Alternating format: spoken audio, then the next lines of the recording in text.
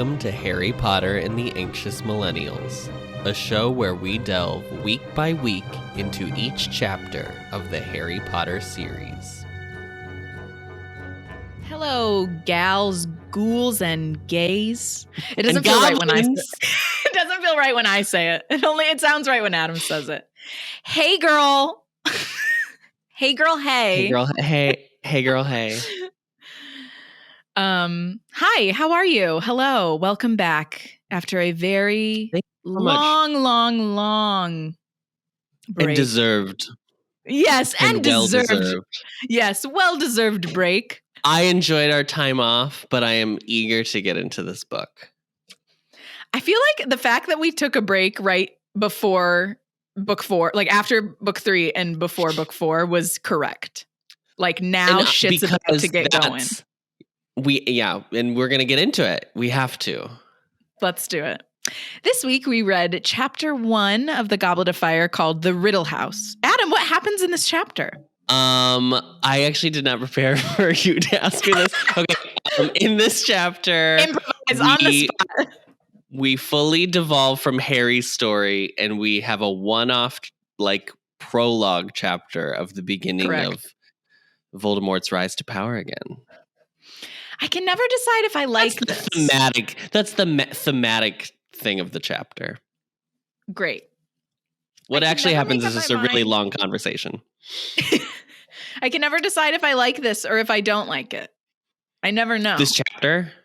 No, just like when she does the thing where it's someone else, like it's like we're looking through someone else's eyes other than Harry's. Yeah.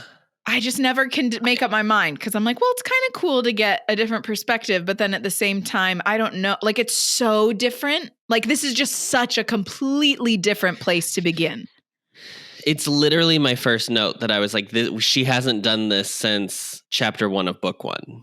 Yeah. Like, we had a little bit in like the Quidditch games that we talked about in like book 1. Right. Where there would be like moments where she was like only talking about things that were happening in the pitch and not like while Harry was on the broom. But not a single chapter by itself being not about Harry is very it's very unique, but I think it works thematically well because it's setting up like we are about this. There's about to be a turn in this story. Like it's all been children's books until now, and we're really about to head into like young adult territory. Yeah, because an old man literally gets murdered. Yeah. In chapter 1. I was like, whoa. I don't know why the gravity of that had never really hit me before. I was like, it's always so funny because I always say like in book 1, the biggest thing is like stealing. So that's like the big crime that happens in book 1. In book 2, it's like there's kind of an allusion to like Ginny could die, obviously, but like it's because he's like ethereal, he's not like real yet. It's kind of like you can't really nail down like what it is. And then like book 3 is really like it's like a betrayal, really, but there's still no big massive like crime that's happened yet. But like this one, I've always been like, you know, the 4th is when it turns because Cedric dies. Spoiler alert to our listeners. But it's actually like I forgot the beginning of the book is when not one but 2 people are mentioned that have died. Yeah. Yeah. So that was crazy. I think when you're younger and you read these books, or just when I went back through, it's like you're so used to what happens in each book that you're kind of like, oh yeah, that happens or whatever. Where like obviously going back now, we're listening to it with the intention of discussing it on this podcast. So I just like I'm paying attention more to like, oh wow, yeah, that's really intense, or like, oh wow, I never thought about this moment before. That really stands out to me now. And yeah, just the fact that chapter 1. Someone dies right away. And not anyone that we know, like just a random character, but like an innocent character that has nothing to do with what's going on, which is made me wrong very place, sad. wrong time. Yes. But yeah, I mean, obviously we needed this. I think the book needed to start this way. So I understood why she did it. I remember being a kid even and thinking like, why does it start from this guy's perspective, like just kind of, it like takes me a second to like adjust to that. But yeah, we need to know the new dynamic that's set up with like what happened to Wormtail? Where is he? What's like the gray storm cloud that is like creeping ever closer in this book, you know, we kind of like get that set up right away. So the I think sense that of dread great. for sure. Yes, the sense of dread. I also, before we get into the chapter specifically, I do just want to talk about my thoughts about this book. I think when I was younger, I didn't really love it because it felt very sportsy to me. Something about the Triwizard Tournament felt very like bro in a way. And I think maybe it's also because like Cedric kind of is just like a himbo and like God bless him, but like that's kind of his whole what he is thing. But I think over time I've really started to appreciate this book for like it is like there are obviously a lot of differences between this book and the 3 previous books. But I think this book specifically is like very impressive in that it's still it like bridges the gap of what's to come and like what has already happened in like a really good way. And 100%. I think setting it up with the like very classic like hero's journey, kind of like you have to acquire 3 things, like or like the rule of 3, using it as like 3 obstacles you have to pass. And I just think it's like really efficient in the way it's written, which is like funny because it's like much longer than the like previous 3 books. But I just mean in terms of like what she's able to like employ and like still turn the tides of what's to come, I think is like really impressive with this book. Because there are 3 books before this one, and there are 3 books after this one. So this is literally exactly in the middle of the series. And I feel like I agree. It bridges the gap very well. Like it joins those first 3 books into the next 3 that are to come very well. Yeah. And I think this one also, because it comes before, I don't want to say my least favorite because we've said that my least favorite is Chamber of Secrets, but like the most frustrating book to read, I think, is 5 because I have my big thing, like I hate reading things where it's just like children aren't believed because they're children. So like that was like one of the reasons that I always was I enjoyed reading A Series of Unfortunate Events, but that was like the running through line was that like no one would believe these like traumatized children that they experienced trauma. And like that's kind of all book 5. That's not all book 5 is. I shouldn't say it's only that, but like that's a big running through line of book 5 is like no one believes Harry. And as someone who I'm very honest and I'm very truthful, and so the idea of like frustratingly telling people like the actual truth and then like no one believing you, it like literally it's awful. And on top of that people being like, calm down. Chill out. Why are you freaking out so much? Yeah. Relax. So yeah, I would agree with that. I don't know if I've ever really thought about which one is my least favorite. I'd have to think about that. Because I like all of them for certain reasons. Like there's a nostalgia with each book for me. But I don't know. Maybe it would be Chamber of Secrets. I just remember when we did that one, I was like, okay, can we get to it? Like, come on. I just was like, it took so long for it to get going. So long. Yeah. And I think that's one of the things I think is good about this book is because it spreads out everything that happens throughout the book as opposed to being like, it's all the last 3 chapters and it's all just working your way to the last 3 chapters.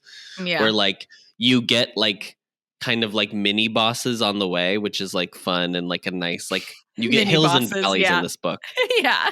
You have to take down 7 mini bosses before you get to the boss, Lord Voldemort. Literally. The big boss. And also the biggest thing about this book that I really like is like every one is like fully all new characters. Obviously, it's a brand new book. 2, you add like Gilderoy Lockhart and like Draco's father, and that's like pretty much it. And Cornelius Fudge. Yeah. And then like 3, you add like a couple more new. You add Lupin and you add Trelawney and like just a couple more teachers. But like this book adds like so many new characters. Yeah. And it's so fun to see the world expand in that way. Like the idea of there being like other countries have other schools. And yeah, it's just like a great world building book too. I was so sad that they didn't include the Quidditch World Cup at all. And I get it, like from a film standpoint, I do get it. But that, whenever I go back and read this book, yes, the Quidditch World, the Quidditch World Cup. Like I'm like, that is so cool when they're walking around and like, I don't know. I just really liked that. And I understand why it needed to be taken out, as I said, but I was just still bummed. So whenever this TV show happens, they better include that Quidditch, the Quidditch World Cup, because I'm dying to see that. But yeah, I love meeting the new students. And in the book, both Beauxbatons and Durmstrang have boys and girls. In the movie, they did like boys at Durmstrang. Oh, did they really? I haven't read this book in so long that Okay. That's cool. All right. Yeah. Shall we get into it? Shall we start discussing this specific Bizarro chapter? I would love to. Okay, so the first thing that happens in the chapter is we kind of get this like backstory of the house in which this chapter takes place. So you find out that we're set in the I don't remember the town's name. Little Hangleton, Little I think. Little Richard. I think it's Little Hangleton. Yeah, Little Hangleton, and there's the Riddle Manor. Haggleton. Do you have your book with you? Now I'm worried. Yeah, I do. I have it right next to me. Hangleton. Little Haggleton. I hope I'm right. Watch it be like it's like Robertsville. Yeah, Chernobyl.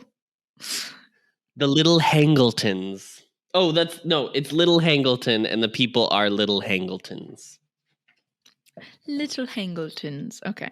Hangleton. So in the town of Little Hangleton, there is the Riddle House, or the Riddle Mansion, as it really seems to be, like quite a big house with big grounds.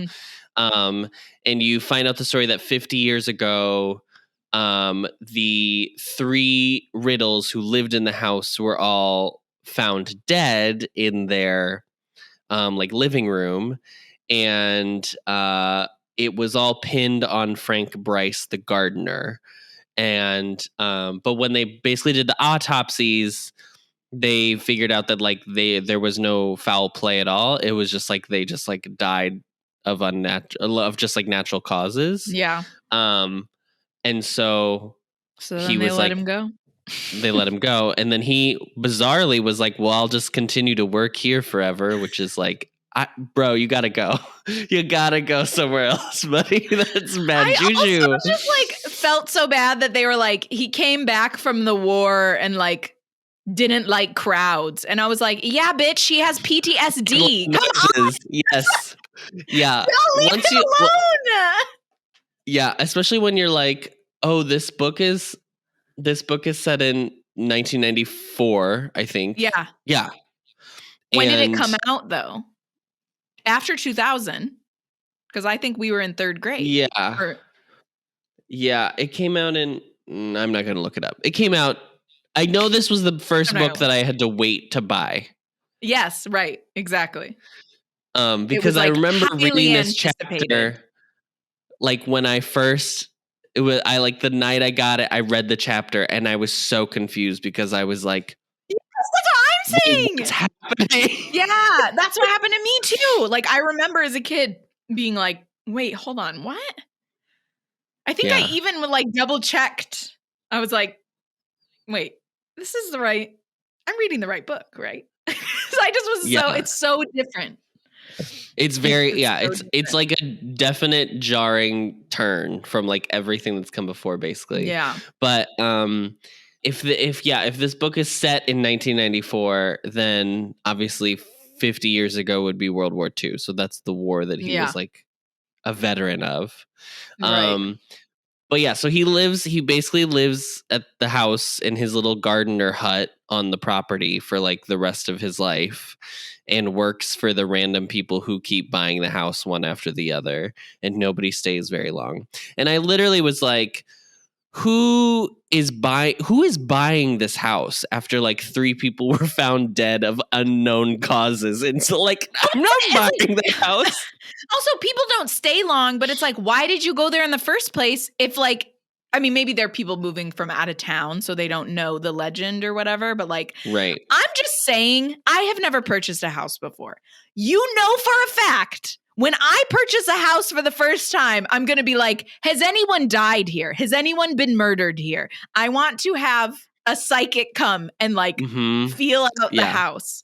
I'm like, people really just, and Michael is someone that would be like, whatever, and would just like move into a fucking haunted house that had a murder take place. I'm like, what? Like if I was like, there's ghosts here, we can't move here. No, I'm just like, I don't understand. So that's crazy to me. I had that exact thought. I was like, y'all are just moving into this house knowing that this happened. And you're like, oh, well, only to then move away. Truly wild. Just don't move there. So I'm literally reading this chapter, right? I'm in the middle of reading it. I'm taking notes. I'm being very studious about very this. Good student. And it was like 3 people were murdered, the parents and the child. And I was like, wait, who is the child? Voldemort like had like a sibling. For some reason, I forgot he's named after his father.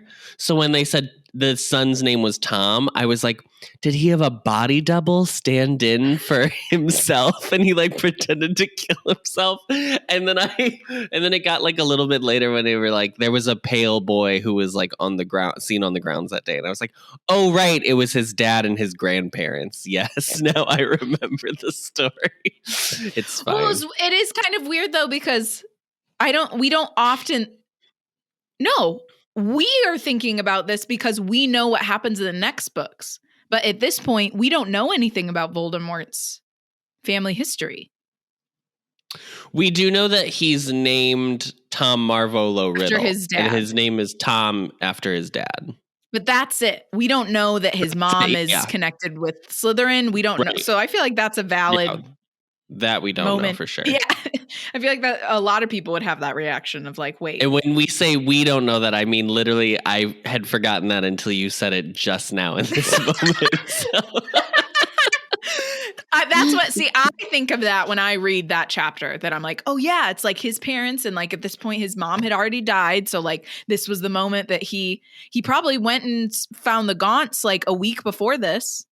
Anyway, that doesn't matter. That's not, we don't get to that until so far ahead, but it's interesting reading that part now. Cause it's like, I'll never be able to read that part without that knowledge now, you know? Cause that's what I think of right away. But yeah, if that was your first time reading it, I'm sure they'd be like, wait, hold on. What? What's happening? Yeah. Who are these people? Yeah. They're his family. That's how I felt when I was like younger, like reading it for the first time. And I was like, there's a lot being thrown at the wall right now. What is going on? Okay, this is skipping ahead a little bit, but do you know what I had that moment with? When he's like, there has to be one more death after Bertha Jorkins. Who is he talking about? Wait, there's one more person. She said something, or he said something like, there's one more. Right. Well, I was thinking JK. He was saying we only have one more death. With Wormtail.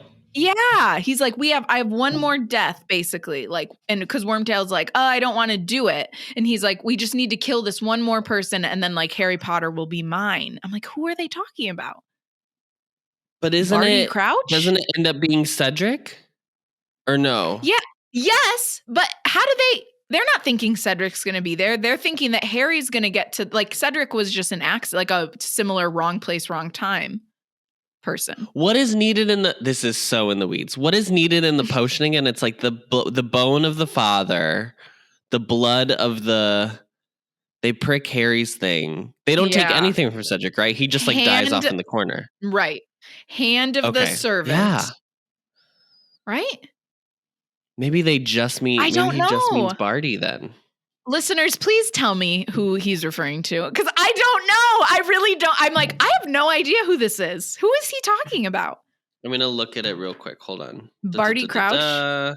Yeah, let me get my book too. Da-da-da-da-da. Okay, on page 10. Well, I don't know what. You have the illustrated copy? I have the illustrated, yeah. Okay. It's where What he's does the like, paragraph start with? my lord, I must speak. It's like right after that. Bertha Jorkins' on. disappearance Oh, will I not see. go unnoticed. Yeah. And if we proceed, if I curse, Oh, in yours it says if I curse. Yeah. In mine it says if I murder. And then he says, if, whispered the second voice, if you follow the plan, Wormtail, the ministry need never know that anyone else has died. Okay, now So I that's have why to I'm go like, to that what website. is he talking about? Maybe he's literally talking about killing Harry, and I'm taking it as he's referring to killing someone else. That's so weird that it's not even referencing it. The Harry Potter lexicon doesn't even have that edit on here. Well, you heard it here first, listeners. We found one they missed. Yeah, but then who are they cursing?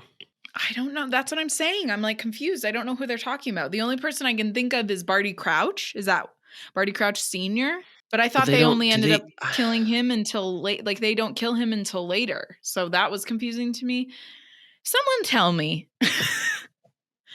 I can't. I've already tried to figure. I've already thought about it and come up with nothing. Too much thought already put into this book.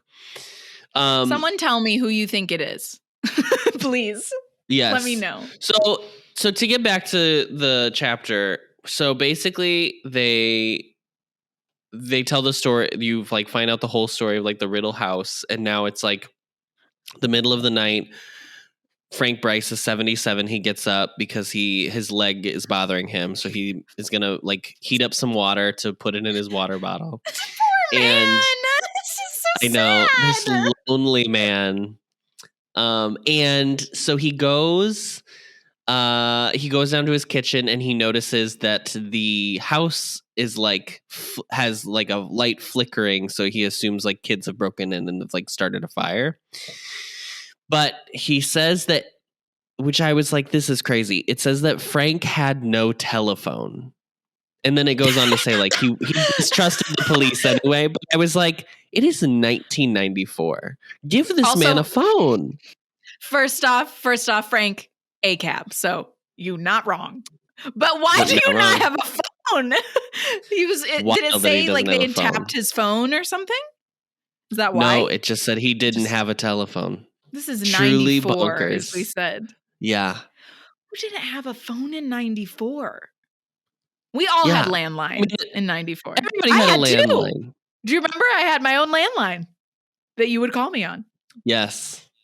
Yes, I do. I don't want to say the number now because I don't want anyone to call it. But it was one number different than our home phone.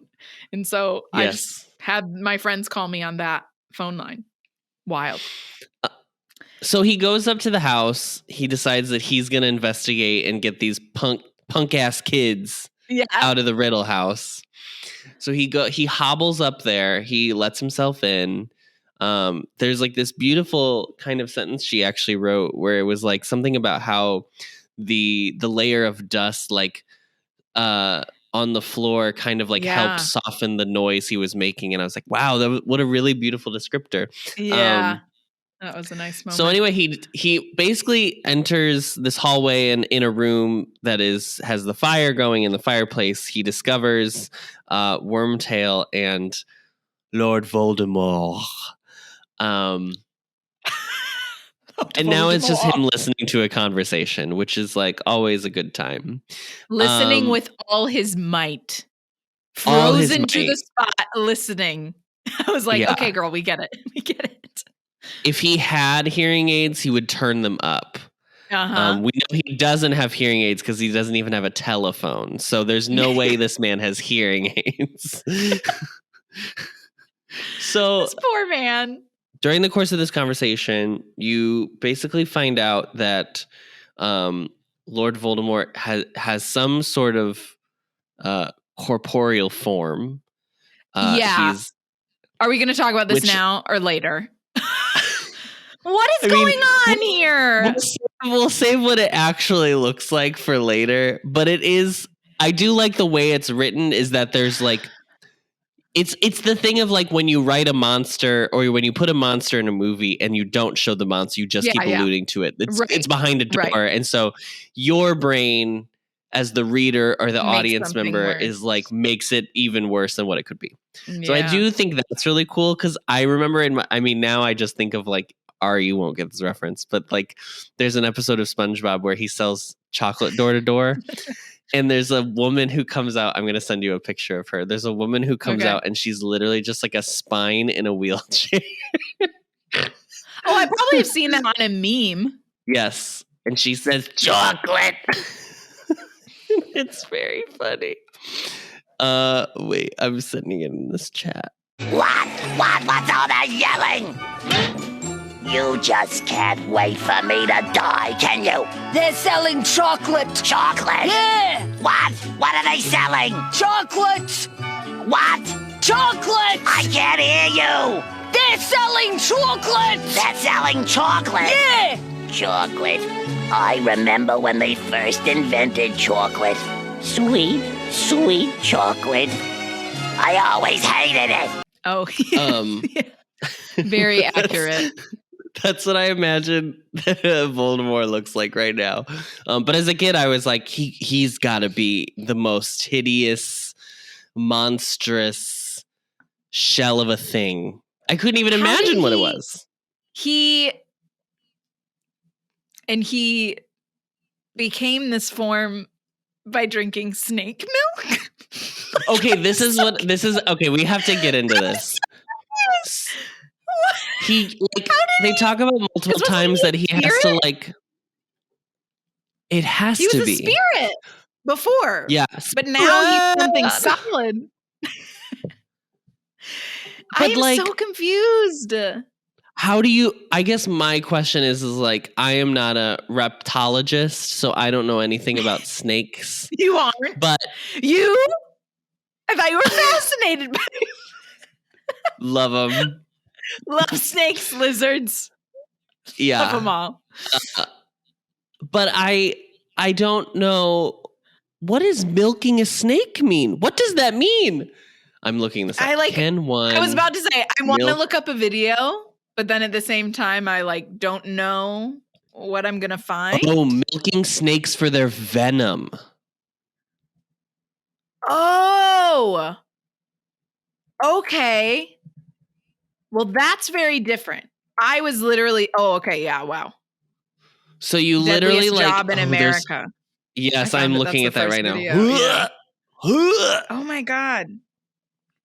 Okay, so that makes a lot more sense. I was literally thinking of like a mammary gland. Me and too. Nagini had breasts, and I was like, "What is going on here?" Teats. Yeah. Yeah. Wow. But no, it's venom. But that still doesn't make sense in my mind. And then he's eating the venom. So maybe that's why he ends up looking snake-like when he comes back. Well, yeah, that would make sense. Wow, yeah. I've never put this together. Wow, I literally thought discoveries on this podcast today, girlies. It was literally like snake teats. He had to be like, same. Oh my gosh, like a cow. We. Okay, well that makes way more sense. That I get that, but but now I still am kind of confused though. It must have been some type of dark magic that happened. Maybe we get an answer to this later in the book, and I just don't remember it. Where he reveals how he got this form that we're not gonna go into too much detail talking about it because we want to save the reveal for later. Yeah, I can't remember if Harry does describe what he sees in this book, right? You can cut this. I think, but I don't. I think I think in the next chapter he only says that he sees like a form. Like he doesn't see anything specific because he sees like Frank's vision basically, and he's blinded by the light. Or are we supposed to? This was always my question. Yes. This doesn't make sense. Shouldn't he be seeing it from Voldemort's point of view? So he should be watching Nagini's. From Nagini's point of view, which that means he wouldn't have heard anything until he came in the room as Nagini. But yeah, if he's seeing it through Voldemort's eyes, then that would make sense.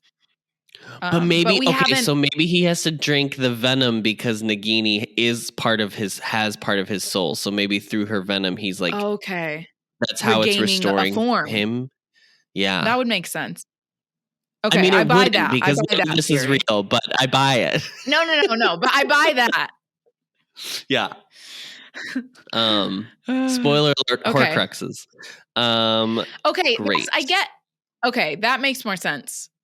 So throughout the conversation, as it continues, we learn that the Quidditch World Cup is about to happen. So they're going to lay low while that's going on because the Ministry is like on full security patrol. They're doing background checks. They're checking your credit scores. You know, they're doing it all, girlies.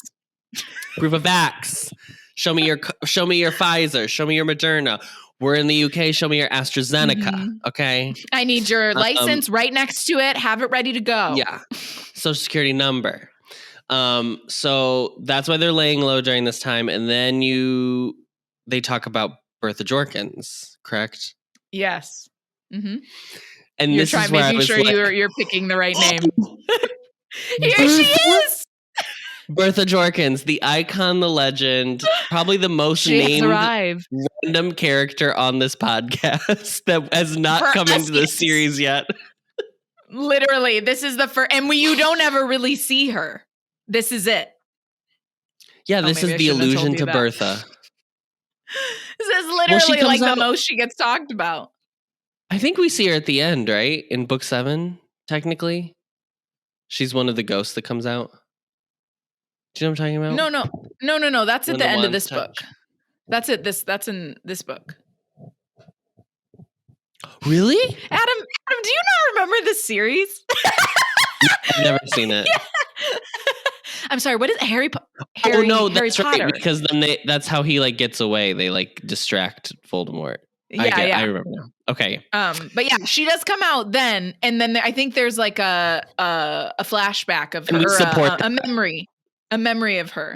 Bertha Jorkins comes out. God bless. Welcome. Welcome. Another tricky bisexual. Raise your pride flag. But so they've murdered Bertha Jorkins, who has given them information. And then they murder her because she was apparently meeting with Peter Pettigrew, who is famously known to everyone as being dead. So they couldn't have her go back to the Ministry and be like, you know who I just had drinks with down at the pub? Peter Pettigrew! The pub! Oh my God. And she apparently walked in on something else that we find out later too. So this poor woman. They were having sex? No. Yes. Lord Voldemort and Peter Pettigrew were having sex. Lord Voldemort's weird corporeal form. Yeah. Lord Voldemort. She caught Lord Voldemort sucking on Nagini's tits.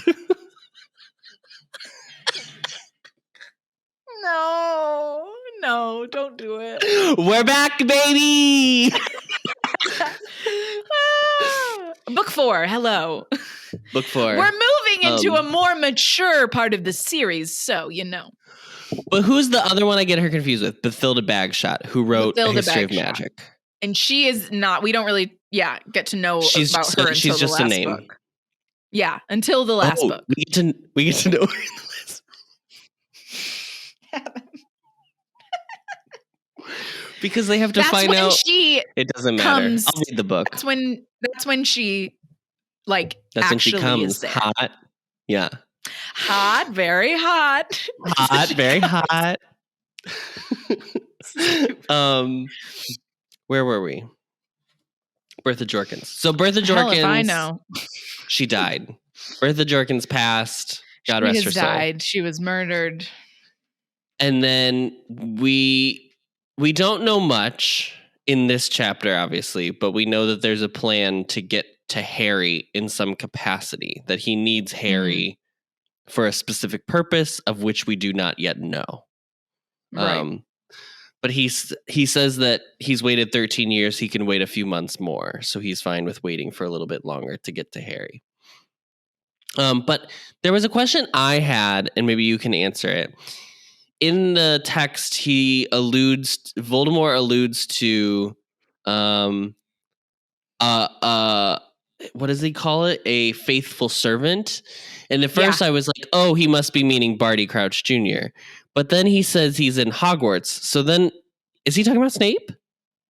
No. Well, maybe, but I never took it. That means that I think he's referring to the Barty Crouch Jr. that's going to infiltrate via Moody. Because he goes and like takes over Moody with the polyjuice potion. Because the information they found out from Bertha is that Dumbledore hired Alistair Moody, right? That's the information that they gleaned. I would assume. No, the information that they got from Bertha Jorkins actually was that the Triwizard Tournament's happening. Well, that too, but that Barty Crouch Jr. is still alive. That's like what he busted the memory charm on her that Barty Crouch Sr. put on her. And that was when they were like, oh, Barty Crouch Jr. is still alive. And that is his actual most faithful servant. Adam couldn't handle it. But I mean, you did say if he has a faithful servant No. At this point, he still thinks that Snape betrayed him. Snape does not go back to Voldemort until later in this book. There's a moment where now that we've talked about this, you'll probably be like, oh, that's when he has to go. Because Dumbledore's like, do you know what I'm asking you to do? And Snape's like, yeah. And he's like, can you do it? And he's like, yeah. And then Snape like leaves to go be like, I'm your servant, Voldemort. I actually didn't betray you. So I'm pretty sure he's talking about Barty Crouch Jr. going to Hogwarts. Mm-hmm. Okay, that makes sense. Because the way it was written, I was like, and it's probably written that way so you think it's Snape. Because you as the reader at 10 years old. Yeah, we all think Snape is bad. Yeah. Which he is bad. To be clear. He's still bad. Oops. I'm just really mad Billy about this because he's a bad guy. Stupid. Duh.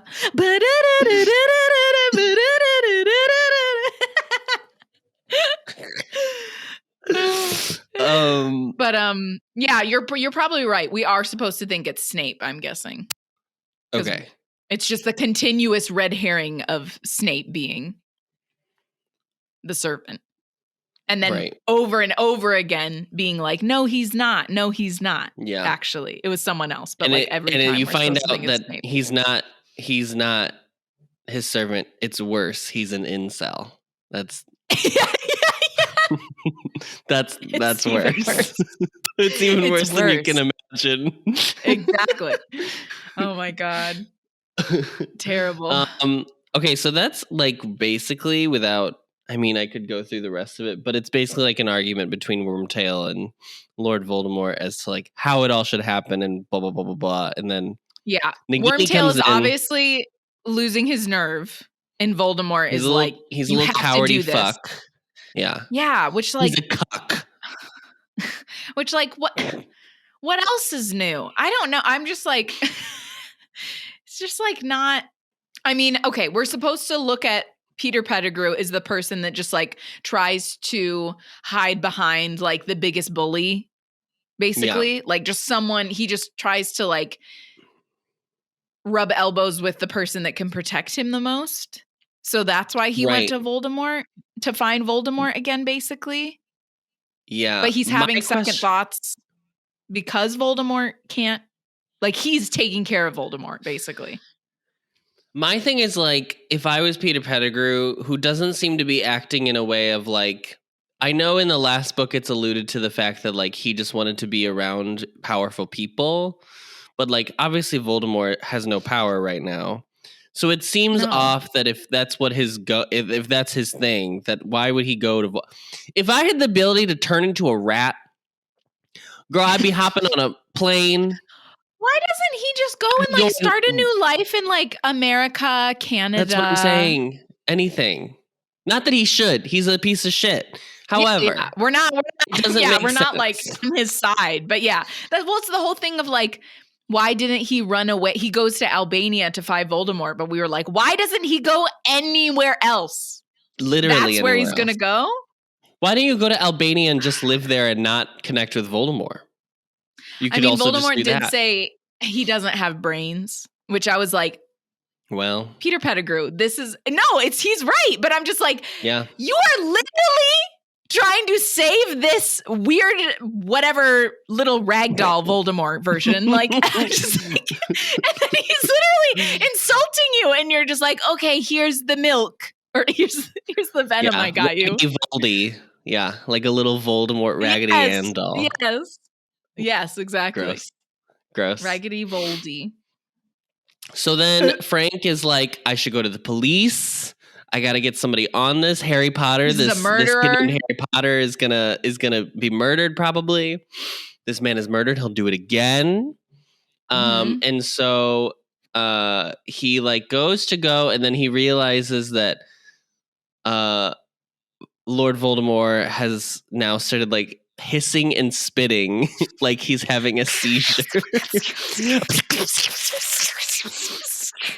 And then Nagini comes in, and he's very scared that Nagini's going to eat him. I'm sorry, but she like goes right by him and goes into the room. And then he kind of like has an intuitive moment where he is like, I think he's talking to that snake.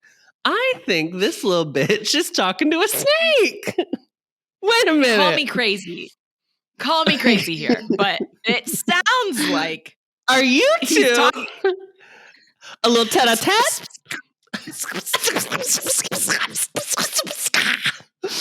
Oh no. So that's when Voldemort's like, oh, Wormtail, invite our muggle friend in here who's listening to every word of our conversation. And Frank is like, well, I'm absolutely fucked. And then I like that he was like, room. He had more nerve when he was actually in, like all of a sudden he got like braver when he was in the room. I was like, yeah, go out strong, Frank. Poor Frank. Poor man. And then he's immediately murdered. That's the end of the chapter. No, the last line is Harry awoke with a start.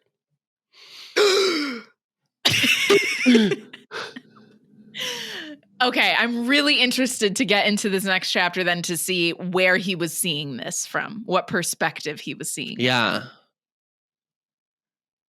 Because I guess the way it was written and the way that it goes straight into he wakes up, I guess my thought was that he saw the whole chapter as we saw it, but then that makes no sense because he's not connected to Frank, so he wouldn't see Frank like wake up and his knee hurt and da da da da da.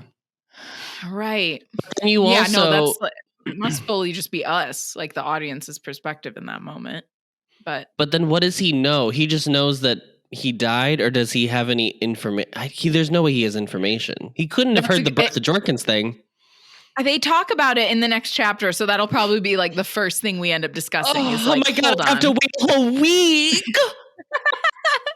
I have to wait a whole week. Oh my god. Yep, that's how that's what this podcast is. Yeah. One a week. Do you want to change that? Except for when we have a 3-month vacation. Yes, right. Except when that happens. And that's it. That's the chapter. Perfect. Thank you. That was wonderful. I was trying to come up with a good pun, but I did my best. It was great. We dedicate this episode to Frank's memory. Frank and Bertha. Yeah. You could have said, if you were looking for a pun, you could have said, Adam, that was frankly amazing. Oh, that would have been a good one. Okay, wait, let me take again. Okay. Adam, that was... Are you doing a pun? Take 2. Technically, this would be take 1. I didn't even try. Oh, that's well, Adam, frankly, that was amazing. Oh my god! A round of applause. Just, completely off the cuff. I mean, really. Mm-hmm. Well, that wraps up this chapter. Next week, we will be reading chapter 2 called The Ska. The Ska! And not the one from The Lion King. Stupid. I'm so sorry. I apologize. You can find the podcast on Apple Podcasts, Spotify, Stitcher, or wherever you find your podcasts. As always, don't forget to rate, review, and subscribe so that we can get a perfect Newt score. 5 stars only, or else you'll have to milk Nagini. Gross. And don't forget to follow us on Twitter at HBAnxious, Instagram at HBAnxious, and YouTube at The Ampliverse. We are hosted on Anchor and recorded on Zencaster, so thank you to both of them. And we are also a proud member of The Ampliverse. Check them out at theampliverse.com. Thanks, Adam. You're welcome, Ariana. And as always, Nax.